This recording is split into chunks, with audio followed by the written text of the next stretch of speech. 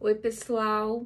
Hoje temos um convidado muito especial aqui no meu IGTV, o Marcos, o marido, que veio dar uma força pra gente, para tirar algumas dúvidas sobre essa epidemia, essa pandemia do coronavírus. E eu tenho que apresentar ele para vocês, né? O Marcos é médico, pneumologista, intensivista, que trabalha em UTI, e ele tem doutorado pela USP. Então agora, amor, o palco é seu. Vamos lá, tira a dúvida aí do pessoal. Boa noite, gente. Queria agradecer. Eu vi que tiveram várias perguntas que foram enviadas, né, para o canal. Hoje a Andressa conseguiu me convencer, né? Na verdade, eu acho que o assunto é muito justo e eu acho que a informação, como a gente vê a cada minuto uma informação diferente, eu acho que a gente precisa esclarecer algumas coisinhas, né? Vou tentar esclarecer todas as dúvidas também, né? Primeiro, o coronavírus, ele é um vírus RNA, né? E por que se fala que talvez ele tenha esse tipo de corona tenha vindo do morcego? Porque geneticamente o RNA dele é muito parecido com o do morcego. Então é provável que exista um hospedeiro intermediário nesse meio tempo, provavelmente o morcego, e ele acabou afetando os homens, né, a população, né? Falar um pouquinho dos sintomas, né? Mais de entre 80% a 90%, eles têm um quadro de uma síndrome gripal, que a gente chama, né? A pessoa fica meio quebrada, garganta doendo, tosse, mas ele atinge só as vias aéreas superiores, né? Um dado importante é que ele tem o coronavírus em si tem um pouco menos de rinorreia do que em comparação aos outros vírus de gripe e resfriado, né? Mas o que importa são realmente os 10, 15% que atingem as vias aéreas inferiores, né? Nesse caso, você tem uma pneumonia viral, né? Quando as células do pulmão, que são responsáveis pela troca de oxigênio e gás carbônico, elas começam a ficar inflamadas, né? E com isso elas acabam enchendo, fazendo como se fosse uma carapaça que não deixasse a entrada e a saída dos gases, né? E o que isso resulta, né? Aquela falta de ar e cada vez mais cansaço e que acaba muitas vezes o paciente precisando de oxigênio e nos casos mais graves da ventilação mecânica dentro de UTI. Né? Eu vou falar um pouquinho também do isolamento, que eu sei que isso daí é uma briga muito grande, né? Quem acha que o isolamento vertical ou horizontal, qual é a melhor forma, né? Na verdade, é tudo muito novo, né? Na verdade, não se sabe muito. A única coisa que a gente sabe é que a China conseguiu controlar a sua transmissão dessa forma. Então, assim, na verdade, nós estamos copiando alguma forma que conseguiu conter. O que a gente sabe? Na China, quando a epidemia começou, mais ou menos uma pessoa era responsável por infectar mais 3. Né? Então a gente via que a transmissão era muito grande naquela época. Logo depois das medidas de isolamento, o que aconteceu? Uma pessoa, quando eles fizeram as contas, era capaz de infectar menos de 0,7 pessoas. Né? Então a transmissibilidade diminuiu bastante. Se isso foi porque o surto já ia acabar, a temperatura melhorou, saíram das épocas mais frias, nós não sabemos. A única coisa que a gente sabe é que melhorou, então tentamos copiar, né? Aí muita gente fala, não, mas o vertical, você viu o que fez a Coreia do Sul?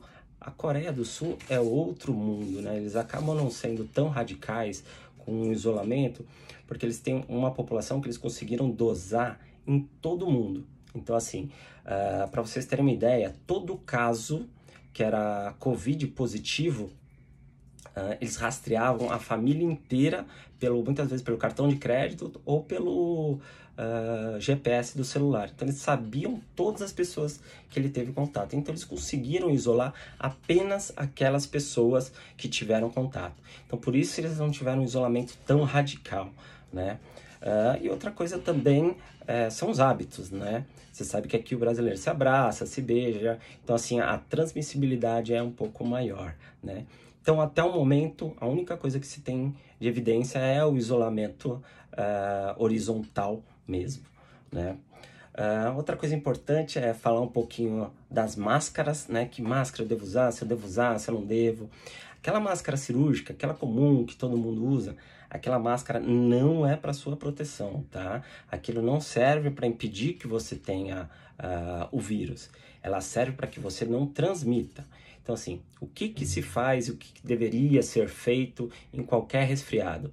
A pessoa fica doente, espirrando e tossindo, ela coloca aquela máscara para exatamente que não caia o vírus em todo o ambiente, né? Quarta-feira, o ministro da Saúde, ele tentou fazer mais uma medida, né? Na verdade, ele está tentando fazer mais uma medida para diminuir ainda mais a transmissibilidade. Então, ele está pedindo para as pessoas, mesmo as não doentes, porque existem casos de transmissores assintomáticos, né? Usarem algum tipo de máscara, né? E essa pode ser qualquer uma, realmente é só uma barreira física, né? Pode ser uma feita em casa, sem problema nenhum. A intenção é só não contaminar esse ambiente. Aquelas máscaras, parece um bico de pato azul, aquelas mais elaboradas, que o nome dela é N95, essas são só para os profissionais de saúde. Principalmente quando o profissional de saúde vai fazer algum tipo de procedimento. A diferença delas é o filtro. Enquanto a cirúrgica, ela só filtra, só passam partículas, partículas grandes, e o corona é muito pequeno, então muitas vezes ela não segura para sua proteção. A máscara N95, ela consegue impedir a passagem de partículas menores, né? Então ela consegue realmente proteger principalmente a pessoa que está exposta muito perto, né? Que vai fazer procedimento, vai aspirar o paciente, vai entubar, entre outras coisas, né? Diagnóstico, tem muita gente, quando é que eu devo dosar? Será que eu acho que eu tive um contato? Será que eu vou lá dosar ou se não vou? Então assim, os testes diagnósticos, eles também têm várias limitações, né? Hoje, o único que a gente tem é o método PCR, né? É um método genético, que você vai lá e pega uma partezinha genética, você consegue replicar e ver que o vírus está ali, né? É pelo suave nasal. Qual é o grande problema? Esse teste demora, tá? Agora que está conseguindo normalizar, tá demorando por volta de um dia. Antes chegava a ser 2, 3, foi até 5 dias, né? Porque a demanda era muito grande. Então foi por isso que foi optado por uma atitude de É claro, gente, que quem tá participando do IGTV, Leônidas que não se aguentou, né? Mas é óbvio que a família tinha que estar unida aqui, né? Vai lá, Marcos.